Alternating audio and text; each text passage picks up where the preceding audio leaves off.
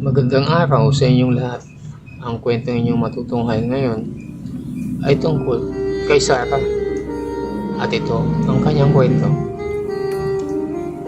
Miyerkules, pagkabigay ng kanyang order at pangalan sa barista ng Starbucks, ay napalingon siya sa may pintuan. Tulad ng mga nakaraang araw, naroon at papasok na naman ang gwapo at matipunong lalaki na nagtungo sa dulo ng pila. Ilang beses niya na itong napansin sa tuwing nagpupunta siya rito. Noong una ay deadma lang siya, ngunit minsan na magtama ang kanilang mga mata ay ngumiti ito ng bahagya na sinuklian din niya ng isang matipid na ngiti. Mula noon ay tila naging batian na nila ang pagngiti sa isa't isa kapag nagkikita sila doon. Bagaman wala pa ni isang salita ang namagitan sa kanilang dalawa. Pagtawag sa kanya ng barista ay agad niyang kinuha ang kanyang in-order at nagtungo sa dulong bahagi kung saan siya madalas tumambay. Solo niya ang pwesto dahil alanganing oras yun, kaya may pagkakataon siyang makapag-review ng kanyang mga notes sa mga lectures niya. Kanina, sa kinukuha niyang kurso na nursing, first year pa lang siya pero todo buhos ang kanyang atensyon sa kanyang pag-aaral. Bahay-eskwela, bahay halos ang kanyang buhay araw-araw. Madalang lumabas maliban kung kasama ang kaibigan ni si Kay, at no boyfriend since birth. Kung may manligaw man ay hindi pumapasa sa kanya dahil ayaw niya sa mga lalaking kasing edad lang niya na wala pang siguradong balak sa buhay.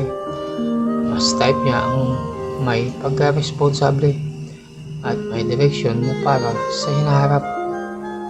For Sir Lex, dinig niyang sigaw ng barista. Napatingin siya mula sa kanyang pagbabasa dahil alam niyang iyon ang pangalan ng misteryosong lalaki. Hindi nga siya nagkamali. Nakita niyang lumapit ito sa barista at kinuha ang inabot na kape at sandwich. Napangiti siya. Naisip niya, bago yun may sandwich pa siya ngayon. Muli siyang bumalik sa binabasa niya. Nagulat na lang siya na may mapansing nakatayo sa tapat ng mesang kinaroroonan niya. Biglang bumilis ang pintig ng puso niya nang makita ang lalaki na nakatayo doon. "Excuse me, miss," umpisa nito. "Pwede bang makishare ng table? Wala kasing bakante." Napalingon siya sa paligid. Grabe, ang lamig ng boses, naisip niya nang makita niyang wala ngang bakanting mesa, at tumango na lamang siya. "Thank you, miss," sabi ng lalaki sabay ngiti. Namula siya. Ngayon lang siya nagkaroon ng kasama sa table dito. Dati kapag may lumalapit at gustong makijoin ng magpakilala ay hindi niya ito pinapayagan at minsan ay sinusungitan pa. Nagtataka siya kung bakit tila hindi niya matanggihan itong lalaking ito. Tahimik lamang nilang pinagsaluhan ang mesa. Mula sa sala nitong pakpak ay naglabas ng laptop ang lalaki at naging abala ito. Pilit niyang mag-focus sa binabasa, ngunit hindi niya maiwasang ang mga panakaw na pagsulyap sa kaharap. Nang mapansin niyang nakatutok ang atensyon nito sa laptop, ay pinagmasdan niya ang mukha nito. Grabe, ang gwapo pala sa malapitan, naisip niya. Matanda ito sa kanya at mukhang professional. Casual manamit pero may dating.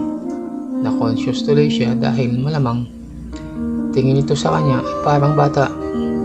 Hindi niya napansin na tumigil na pala ang lalaki sa ginagawa nito at nakatingin naman ito sa kanya at ito'y nakangiti. "Ako pala si Lex, miss." Sarah po," nauutal na sagot niya. Hiyang-hiya dahil nahuli siyang nakatitig dito. "Hi Sarah, medical student ka ba?" tanong ni Alex. "Ay hindi po, first year sa nursing po." "Naku, pwede bang Lex na lang? Hindi pa naman ako ganun katanda. Napangiti din siya. Sinara ni Lex ang laptop at simula makipagkwentuhan sa kanya. Hindi niya maintindihan ang sarili dahil imbis na mainis sa pagkakaistorbo nito sa kanyang pag-aaral ay nag-e-enjoy siya sa kwentuhan nila. Yung mga tanong na nasa isip niya noon mula nang una niyang makita, ito ay isa-isang nasagot sa kanilang puntahan. Nalaman niyang negosyante si Lex, family business sa norte, at ito ang naatasan ng mga magulang na mag-supervise sa mga negosyo nila dito sa South. Nalaman din niyang nasa 30s ito, walang asawa, at mahilig mag-gym at magpunta sa mga beach. Nalaman naman ni Lex na 20 pa lang siya, nakikitira sa bahay ng kanyang tito at mga lolo at lola. Hilig talagang maging nurse. Ang schedule niya sa eskwela at ang pagtambay niya dito tuwing MWF dahil may bakante siyang 2 oras sa pagitan ng mga klase niya at hindi pa nagkaka-boyfriend. Ha? Talaga? Hindi naman yata ako naniniwala. Sabi ni Lex, totoo. Wala pa sa isip ko ang mga bagay na ngayon. Saka wala. Sige na, saka anong dahilan? Kasi naman ayoko ng mga kasing edad ko. Kasi wala pang direksyon ang buhay. Yung walang plano, mas gusto ko yung alam nang magdala ng mga responsibilities. Alam mo na. Okay, gets ko na. Gusto mo yung medyo mature na pag-iisip. Parang gano'n na nga. Well, Sarah, gusto ko pa sanang ituloy ang kwentuhan natin. But I have to see a client and I don't want to be late. Sabi ni Alex habang binabalik ang laptop sa kanyang backpack. Napatingin si Sarah sa kanyang relo. Ay grabe, sabi niya habang dali-daling inayos ang mga gamit. Mauna na ako, malilate na ako. Dali-dali siyang tumayo at nagtungo sa pintuan palabas. Sa pagmamadali niya ay hindi niya namalayan na may naiwan pala siyang notes sa katabing upuan. Nakangiti pa rin si Lex habang kinuha iyon at isinilid sa backpack. Not bad, naisip niya. Yari ka sa akin, Sarah. Papito-pito pa siya habang papalabas ng Starbucks. Biyernes. Grabe ka, Lex. Sobra-sobra naman ang ginagawa mo. Ito ang nasabi ng isang babae na kasama ni Alex sa loob ng kwarto. Hindi na napigilan ng babae.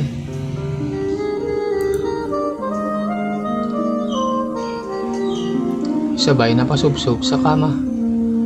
Patuloy pa rin si Alex sa ginagawa.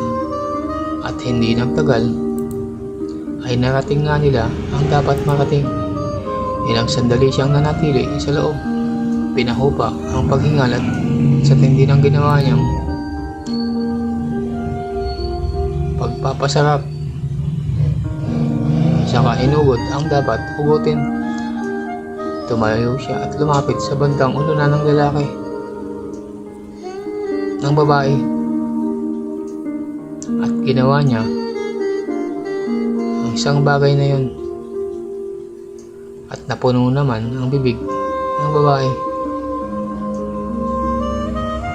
Inabot ni Lex ang panloob ng babae na nakakalat sa sahig.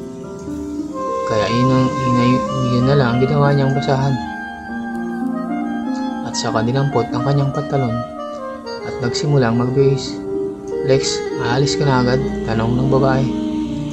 Isa pa please. Next time uli, Sonia, may lalakarin pa ako. Saka di ba may lakad ka pa? Ewan ko kung matutuloy. Alam mo naman yun. Padabog na sagot nito. Hahaha, sige na. At baka mahuli pa ako sa lakad ko. Tawagan na lang kita uli, sabi ni Lex habang naglalakad papunta sa pinto.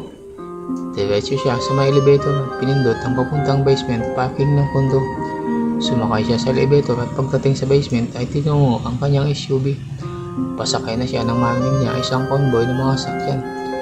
Naghintay siya sandali at inabangan ang mga sakay nito. Nakita niya ang pagbaba ng isang nakabarong na lalaki at mga bodyguard nito. Natawa lang siya, siguro naman nakapagligpit na at naliligo na si Sonia. Bago dumating sa itaas, si Congressman, pinaandar ni Alex ang sakyan at tinignan ang oras. Mabuti na lang ang malapit lang ang kanyang pupuntahan dahil ayaw niyang mahuli sa kanyang appointment. Sakto lang ang kanyang pagdating. Pinaparada niya ang sakyan nang makita ang kanyang bagong prospect. Sa kanyang kinaupuan ay mapagmasdan niya ito. Mula nang umalis siya sa Starbucks noong nakarang araw ay hindi na maalis sa kanyang isipan ang naging tagpo doon. Alam niyang nagkataon lang na nakayupo sa kanyang mesa si Lex. Namumula pa siya kapag sinasabi ang pangalan ng lalaki at hindi niya inaasahang maulit pa yun. Pero kahit ganun, ang pag-iisip niya ay tila may konting pananabig pa din. Baka naman maulit pa yun. Kaya naman tila disappointed siya nang hindi niya nakita doon si Lex. Pagdating niya sa coffee shop at nakapag-order na siya lahat at nakapwesto na sa regular niyang mesa, ay wala pa rin ang aninong ng lalaki. Sinubukan niyang mag-focus na lang sa pagre-review at wag nang umasa pa na mauulit ang nangyari.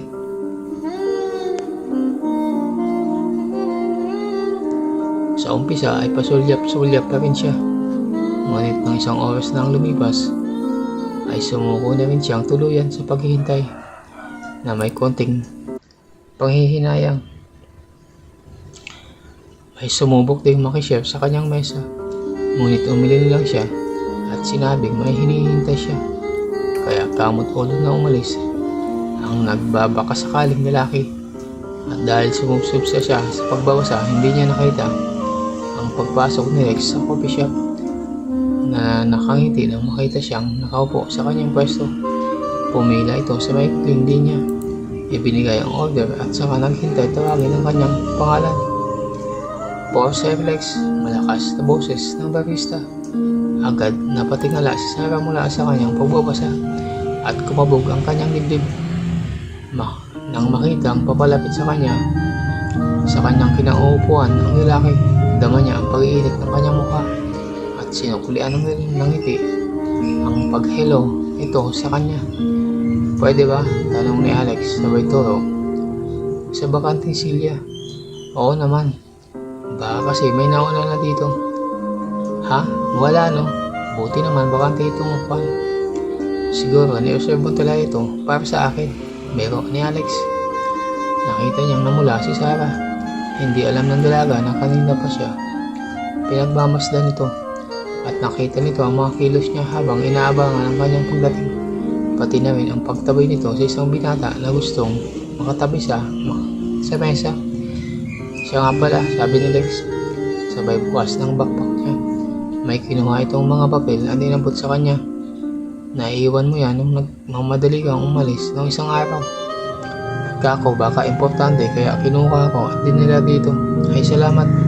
Naiiwan ko pala dito, nahihilo na ako sa kakahanap.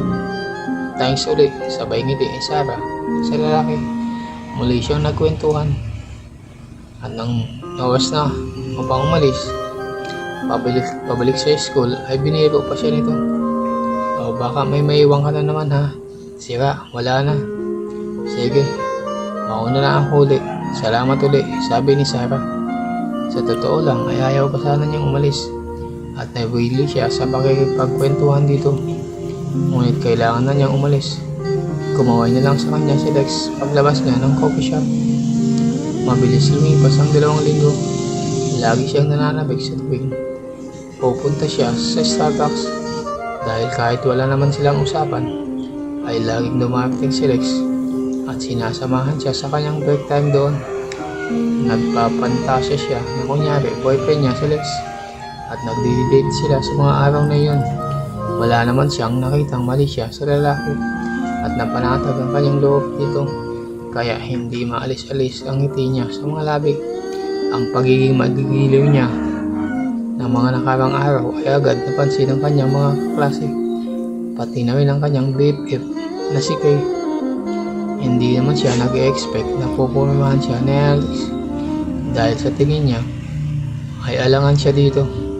Batang bata siya at wala pang kaalam-alam sa pagkakaroon ng relasyon at wala namang pinapakitang motibo si Lex sa kanya at hanggang pantasya na lang siya. Para siyang lumilipad sa alapaap dahil maayos ang takbo ng kanyang pag-aaral at ganado siya dahil inspirado siya ng kanyang secret BF ang tingin niya kay Lex. Kahit ganun na lang ang pagkakadismaya niya dahil matapos ang 2 linggo nilang pagkikita, tila biglang naglahong parang bula ang lalaki. 1 buong linggo na hindi nagpapakita sa coffee shop. Hindi niya alam kung ano ang iisipin. Magiliw silang naghiwalay bago ito nawala. Kung ano-ano tuloy ang sumagi sa isipan niya kung bakit hindi na ito nagpakita. Parang tulala siya sa buong linggong yun. Gustong maiyak na hindi niya mawari. Bakit may nangyari na dito? Baka may nangyari na dito. Baka naman may asawa na siya na ikinagalit nito. Hindi niya alam. Sa pagpasok ng bagong linggo ay mabigat ang paa niya. Naglalakad papunta muli sa Starbucks. Nagdadalawang isip siya kung pupunta ba siya dahil kahit hindi niya alam ang dahilan ay nasasaktan siya sa biglang paglaho ni Lex. Malapit na siya doon nang mapatingin sa banda ng coffee shop kung saan siya pumipwesto. Lalo siyang nainis nang makitang may nauna sa kanya doon dahil parang yun na ang suklulan ng kamalasan niya. Ngunit agad napalitan ng tuwa nang makitang si Lex pala ang nakaupo doon. Halos takbuhin niya ang natitirang metro papunta sa pintuan ng coffee shop. Hindi inaalis ang pagkakatitig sa lalaki at baka bigla na namang mawala ito sa kanyang paningin. Nang makita si Alex na nakaupo sa regular nilang mesa sa Starbucks matapos itong mawala ng mahigit 1 linggo, ay halos takbuhin niya papunta doon. Tumayo ang lalaki nang makita siya at hindi niya mapigilan ang sarili na yumakap dito upang masigurong andun nga siya at hindi isang ilusyon lamang. Anong nangyari sa'yo? Bakit ka biglang nawala? Hindi ka man lang nagsabi kung saan ka. Sunod-sunod ng pangungusap ni Sarah. Natatawang inakap din siya ni Alex.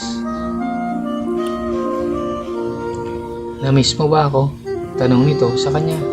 Hindi bakit ganyan na lang kahigpit? Kumakayakap ka.